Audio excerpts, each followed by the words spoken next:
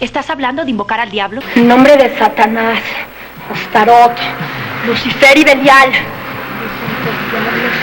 ¡Los más altos poderes de la tierra! Yo represento la muerte. Yo soy tu rival. Y hacer un pacto con el mismo diablo. Buenas noches, Luis Montero.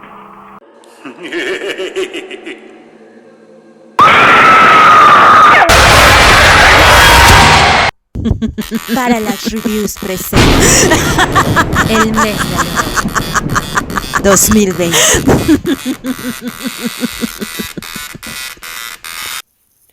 El Día de Fieles Difuntos puede ser la única tradición mexicana de la cual me puedo sentir orgulloso. Sus vínculos con lo oscuro y tenebroso, su cercanía por 2 días con Halloween y esa idea de que por una noche los muertos pueden cruzar desde otro plano a nuestra realidad para visitar por una noche a sus seres queridos es aterrador y enternecedor a la vez.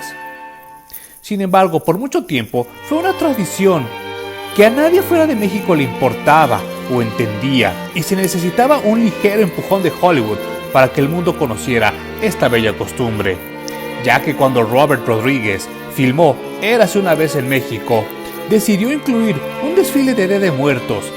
Esto propició que cintas como Spectre, Batman vs Superman y Three from Hell siguieran su ejemplo. Las primeras dos sin saber que en México ni siquiera existía ese desfile, hasta que años después tuvimos uno en la vida real. Es más, en 2019 tuvimos 3. Pero fue hasta que Fox filmó El Libro de la Vida que el mundo empezaba a entender el significado del Día de Muertos, ya que el 50% no sabía de él, el 25% creía que era una extensión del Halloween y el otro 25% creía que tenía que ver con las mamadas esas de la Santa Muerte. En 2017, cuando Disney produce Coco, estalla la manía por esta fecha, ganando el Oscar a Mejor Animación y exponiendo la razón de por qué el Día de Muertos es tan importante para México. Y como consecuencia de estas 2 cintas, por medio de Chespirito Producciones, se realiza una cinta llamada así, Día de Muertos. Y pues no hablaré de la controversia del registro del nombre, mejor hablaré aquí en Parallax Reviews de cuál de las 3 es la mejor película, por medio de 7 rubros. El primero, historia.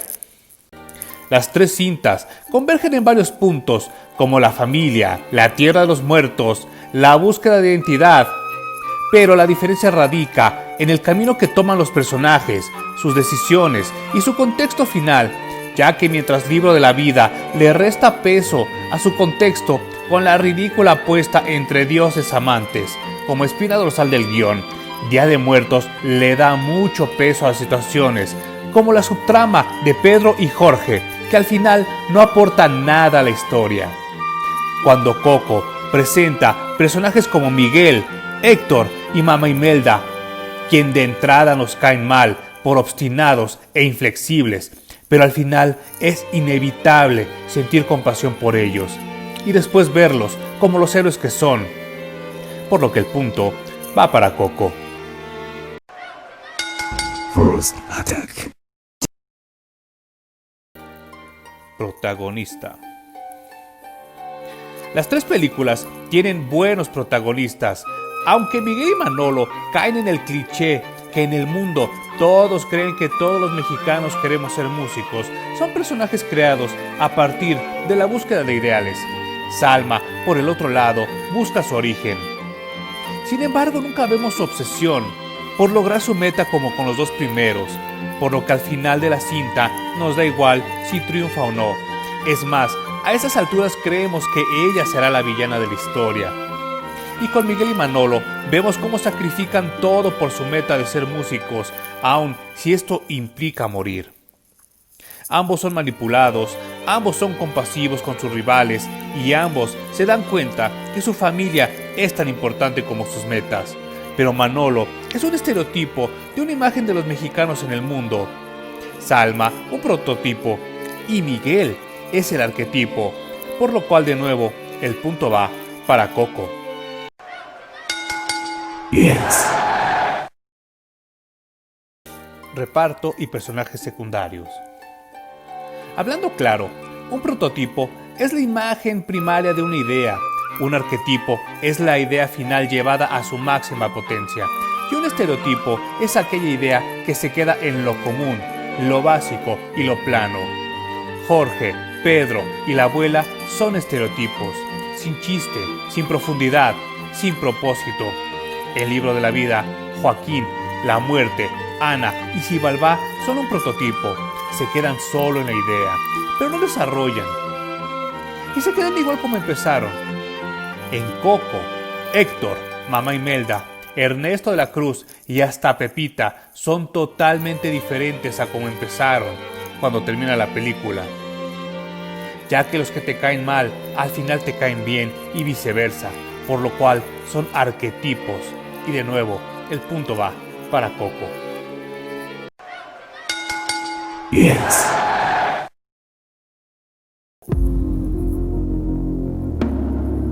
Villano. El villano es lo que marca el paso de la trama. Él es el obstáculo a vencer, el que puede dictar el camino de si el héroe puede o no cumplir su propósito. El villano debe ser ególatra y egoísta. En su mente, él debe salir avante, aunque con esto tenga que pasar por encima de la gente. Y a diferencia del héroe, no le importa otra cosa que no sea su meta. Xibalbá quiere un reino donde lo veneren como el dios que es, pero su apariencia, sus acciones y hasta su voz distan mucho de ser amenazadoras, y peor aún, al final se hace bueno. Ernesto de la Cruz es un egocéntrico, su diseño es tenebroso y escalofriante, pero su desventaja es ser el villano sorpresa, que en realidad a estas alturas ya ni es sorpresa, porque tanto Disney como Pixar se encargaron en quemar este concepto hasta el hartazgo. Pero Malet desde el inicio es malo, ambicioso, manipulador y al final de la cinta es igual o peor, al nivel de que estuvo muy cerca de lograr su cometido. Así que el punto va para Día de Muertos. Yes. Diseño de personajes. Volvemos al arquetipo, estereotipo y prototipo. Disney y Pixar llevan más de 2 décadas con el mismo tipo de personajes, y aunque el diseño de las calaveras es interesante, Miguel y su familia son ya un estereotipo de todas sus animaciones. Día de Muertos es una copia de este estereotipo, pero Libro de la Vida nos da una gama de personajes frescos e innovadores que retratan la imagen de las primeras décadas del siglo XX en México, pero traducidas a juguetes de madera. Así que el punto va para Libro de la Vida. Yes. Atmósfera. Si eres mexicano, no tengo que describirte lo que se siente vivir el Día de Muertos, pero si vives en otro lado, la luz amarilla de las veladoras, los tonos naranjas de las mandarinas y la flor de cempasúchil, los tonos vibrantes del papel picado, todo eso es la descripción visual perfecta de esa fecha. Y con las 3 películas vemos todo lo que nos gusta de ella. Y de cómo esos últimos días de octubre y los primeros días de noviembre son inigualables, por lo cual el punto va para las 3.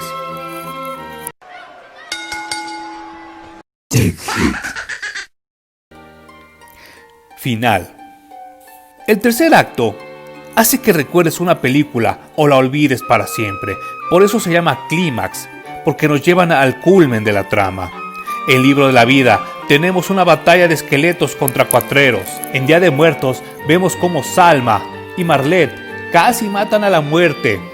Coco nos rompen el corazón con la abuela Coco recordando a su papá y peleando porque ella no lo olvide. Por medio de la canción que él escribió, cantada por su bisnieto. Al final, las 3 conclusiones de la trama son épicas y rememorables, por lo cual de nuevo, el punto va para las 3.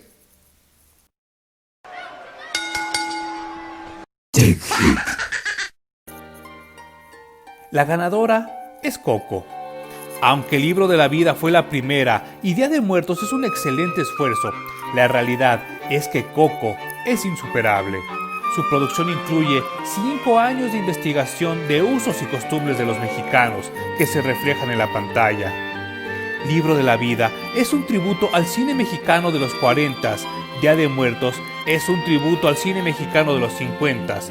Pero Coco no es un tributo, es una historia completa, solo con referencias al cine, mas no es su espina dorsal. Llena de emociones y sentimientos. Cuando la fui a ver al cine en la oscuridad, oí a la gente llorar con el final. Con las otras dos, con trabajos había gente en la sala.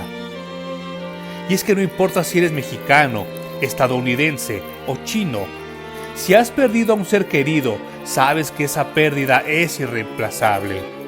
Pero los pequeños cachos que deja en tu vida en forma de memorias son lo que nos los trae de vuelta. Feliz Halloween, feliz Día de Todos los Santos y feliz Día de Muertos. Y nos vemos en el 21 para otro mes del horror en Parallax Reviews. Nos vemos en el siguiente.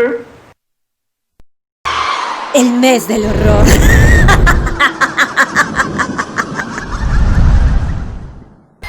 La